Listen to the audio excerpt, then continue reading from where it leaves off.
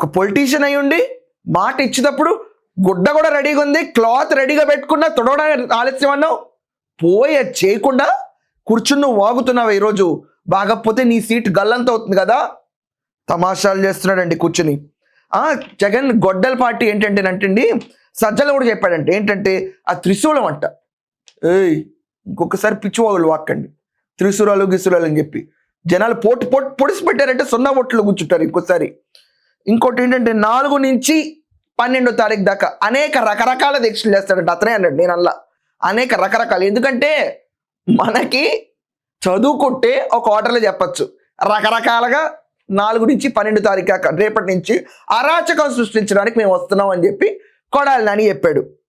దాని తర్వాత ఆవు ఎక్కడ మేస్తే దూడ అక్కడే మేస్తుంది, గడ్డి మేస్తుంది అంటానికి చచ్చిపోయాడు 2 లైన్లు చెప్పలేక.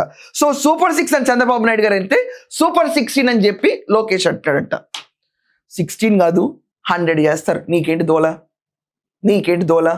మీకు నీ స్థానం ఏంటో చూపించారు కదా. అక్కడ కూర్చుని ఒక మూల ఏడవండి అంటే అసెంబ్లీ కూడా రాని ఒక అపోజిషన్ స్టేటస్ లేని నీ హెడ్ జగన్, నువ్వైతే అసలు ఓడిపోయి కూర్చున్నావు.